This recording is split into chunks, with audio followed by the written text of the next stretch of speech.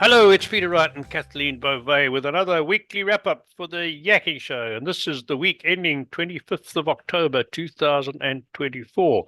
And here in Southwest Ontario, we had another brief flash of summer for the first 3 days this week with temperatures right up into the mid 20s centigrade, which is what, high 70s Fahrenheit, I guess.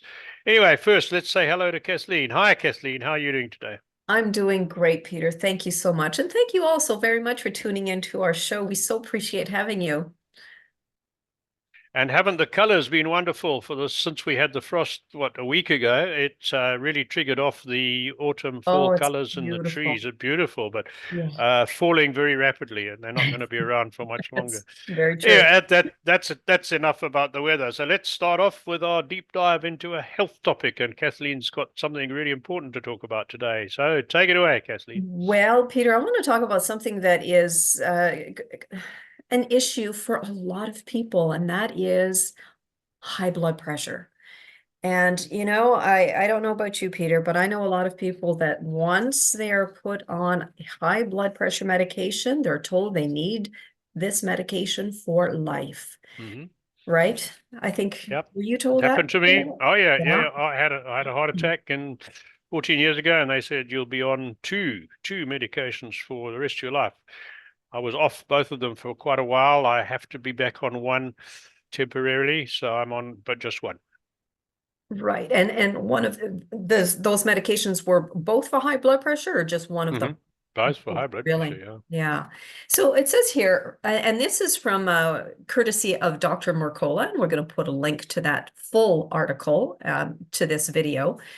But it says here, most cases of high blood pressure, but that means 90 to 95% of them are what is known as essential hypertension or primary hypertension, which is to say that this is a fancy way of saying that it's elevated blood pressure without a known cause, Mm. right? So more importantly, the fact that there is no known cause for most of the elevated blood pressure has been a widespread belief in medicine for decades. But typically, the only cause we hear about is too much salt, right? You must have heard Hmm. that too, right, Yep, Peter? yep, for sure. Despite despite the fact that the most detailed review of this subject found that drastic salt reduction typically results in less than 1% reduction in blood pressure. Interesting. Yeah, but for the remaining 5 to 10% known as secondary hypertension, recognized recognized causes include reduced blood flow to the kidneys, which sets off a signal to raise blood pressure because the kidneys believe there isn't enough blood perfusion. Also Mm. included in that is sleep apnea or having a rare tumor that releases a blood pressure hormone. Since the cause of Ah, most hypertension is unclear, though, they say that medicine focuses on risk factors like age, diabetes, salt intake, obesity, stress, and even family history. So the question is, does high blood pressure cause heart disease? Right? Because I think most people are inclined to believe that, yeah. right? It says here, high blood pressure is often associated with heart disease and serious vascular issues such as stroke and organ damage. However, there is little evidence that small increases in blood pressure causes this problem. Ah, interesting. So they're citing a study here. So it says here that in 1973, a large UK study involving 17,354 patients with moderately high blood pressure. And what does that mean? It means averaging with men 158 over 98, and in women 166 over 98. So that's what they consider moderately high. Moderate, Yeah. moderately high. Okay. Right. So they took moderately high blood pressure and they compared it to beta blockers, diuretics, placebos, and that was conducted to prove that lowering blood pressure stopped heart attacks. But what they found was there was no significant difference in coronary events in coronary event rates or death rates between these groups. Ah, interesting. The only notable benefit was a slight reduction, it says, in strokes, but side effects were common, causing 25% of participants to actually drop out. Wow. So after this trial, the term heart disease was rebranded as cardiovascular disease, creating the illusion that blood pressure treatment prevented heart attacks when the actual benefit was a small reduction in strokes. So, Interesting, eh? Interesting. yeah. Interesting. So just give me those figures again. What is considered moderately high? Okay, moderately high in men is Hmm. around 158 over 98. And in women, it's 166 over 99. Ah, Mm-hmm. and what is considered a normal blood pressure? 120 over 60 or 120 over 80. Okay. Mm-hmm.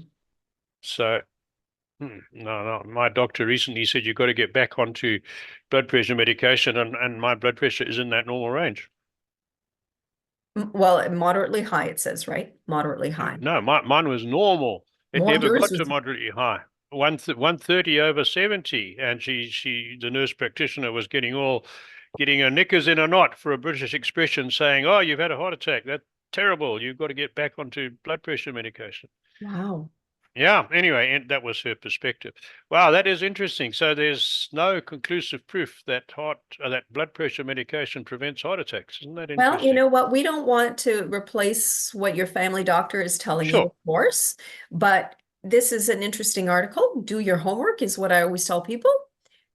This is all interesting information, but like I said, just do your own research, do your own sure. homework, and it's your health, right? It's That's your right. health. Your health, take responsibility for it, right? Absolutely, for Yeah. sure. So, but now you want to talk about a product because we're coming into that time of year. I've just recently got over a cold. It hardly affected me at all, but it's that time of year when temperatures drop and people tend to get colds and flu at this time of year. So, what are you suggesting we should be using for that, Kathleen?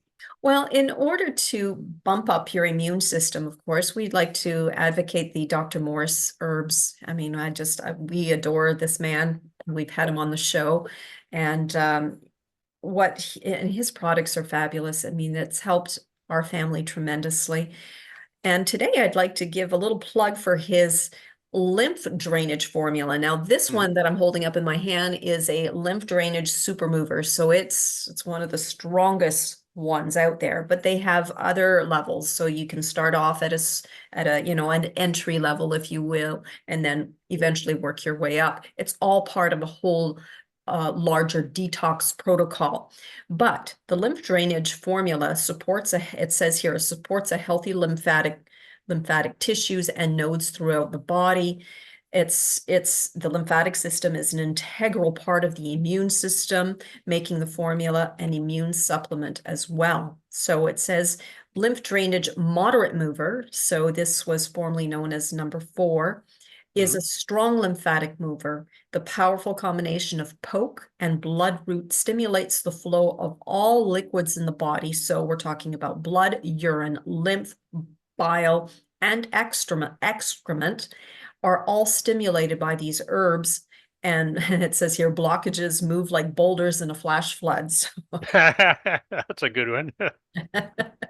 So it says here, Dr. Morse, of course, recommends including a lymph drainage formula in all detox protocols to ensure that the lymphatic system, which he refers to as the body's sewage system, remains fluid to promote the proper removal of waste from the body. So once again, these are the drops that you put a dropper or two, follow the instructions, into a little, you know, glass and add just a wee bit of water because they're powerful herbs, and then just, yeah, take them that way. Ah, so very easy, very Very easy. easy. Yeah. Good. Well, thank you for that, Kathleen.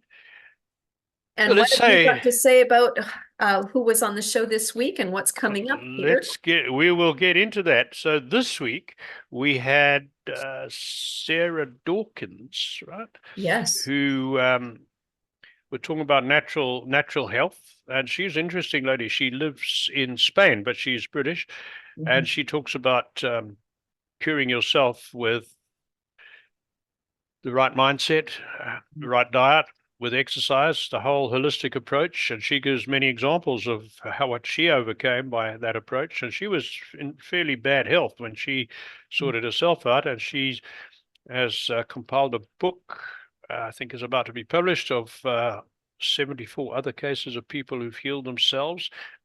So she's very interesting. That was our guest for this week. Mhm. Video and audio available, YouTube, Rumble, BitChute, Spotify, Podbean. Who's coming next week? Next week we have Mai Liskivistik, all the way from Estonia, and she's an expert on natural beauty, natural skincare. She has a range of healthcare products and cosmetics made with Estonian herbs and plants. I say herbs because of my British education. I know it's not the right way to say it in Canada, but that's the way I say it. So she's coming up next week, and she's an expert on face yoga. And if you don't know what face yoga is, watch the episode and you'll see Kathleen demonstrate and May demonstrating it. I tried, but I probably a bit beyond getting benefits from that. And the week after that will be Jeff Patterson. Jeff Patterson is a martial arts expert. He is also an expert in the meditative arts like Tai Chi, Qigong, Brazilian Jiu-Jitsu, and he's a firm believer in how adopting these or practicing these arts can enhance your overall life experience. That's another really good episode coming up. The week after that will be a return visit from Douglas Mulhall talking about elastin and a little bit about longevity. Another interesting one. And then rounding the list, the 4-week list off will be Alan Lazarus, who talks about realizing your true potential in life in all ways, emotional, physical, spiritual. And so there we are. We've got a really good lineup coming up for you. To make sure you don't miss out on our future guests, hop onto theyakingshow.com and sign up for our weekly newsletter. I've got to tell you about our featured book and author for this week. And this is a doctor who hasn't been on the show yet. We're hoping to get him in the near future. And it's Dr. Randall Hansen with his book, The Healthy Lifestyle Diet, a science-based approach to heal your gut, reverse chronic illnesses, lose weight, clear your mind, and increase longevity. So that's a really good book. There'll be a link to that in the newsletter, in the description of this video, and on our blog. And I think, Kathleen, that is it from me. Fantastic. Well, thank you all so very much again for tuning in. And if anyone is interested in being a guest on our show, we would love to hear from you. All you need to do is go to theyakingshow.com, click on the contacts tab where you will find a short application form. So until next week, take care, everyone. Bye-bye. Bye.